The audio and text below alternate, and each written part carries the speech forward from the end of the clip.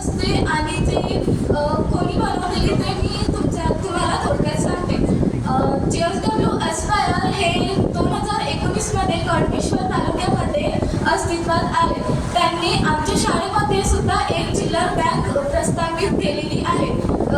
JSW Aspire हे विद्यार्थ्यांना पायाभूत अंकगणित, भाषा साक्षरता, जीवन कौशल्य, आर्थिक साक्षरता, अधिकार आणि काही धडे शिकवले जातात. त्यामध्ये ते आम्हाला वेळोवेळी मार्गदर्शन करतात. जसे नरेश सर आणि हर्षवर्धन सर हे सर आमच्या शाळेमध्ये शिक्षण घेत असतात. ते आम्हाला वेळोवेळी प्रोत्साहन करतात आणि आम्हाला मार्गदर्शन करत असतात. आर्थिक साक्षरता हे नरेश सर आम्हाला आमच्या शाळेमध्ये सत्र घेतात. त्यांच्या सत्राच्या माध्यमातून आमच्या शाळेमध्ये एक चिल्लर बँक अशी स्थापन झालेली आहे. हे चिल्लर बँक विद्यार्थ्यांना असं वाटलं की आर्थिक साक्षरतेमध्ये बँक, अधिकोष, ठेवा, रक्कम आणि काही बँकेचे व्यवहार हे आम्हाला आर्थिक साक्षरता या सत्रामधून समजले आहे.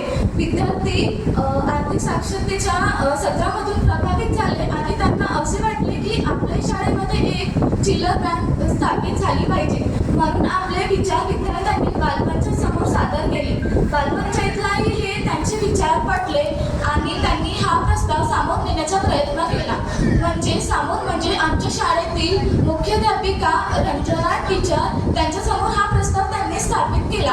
रंजना टीचरही हा बालपंचायतच्या प्रस्तावाने प्रफुल्लित झाला आणि त्यांनी त्यांनी या सकारात्मक वृत्तीसाठी होकार दिला. नंतर टीचरचा होकार ऐकून बालपंचायतने शाळेतील सूचना फलकावर हे सूचना निर्देशित केली. नंतर या चिल्लर बँकसाठी काही पदाची नियुक्ती झाली. जसे रोखपाल, बँक सखी, लिपिक, लेखपाल अशा पदाची नियुक्ती झाली. सर्व कर्मचाऱ्यांना आपल्या पदाची जबाबदारी आणि हक्क हे समजावून दिले. आमच्या शाळेमध्ये हे चिल्लर बँकचे व्यवहार करण्यासाठी एक स्पेशल रूम दिला. तिथे बालपंचायतचे जे काही व्यवहार होते ते त्या रूममध्ये होते.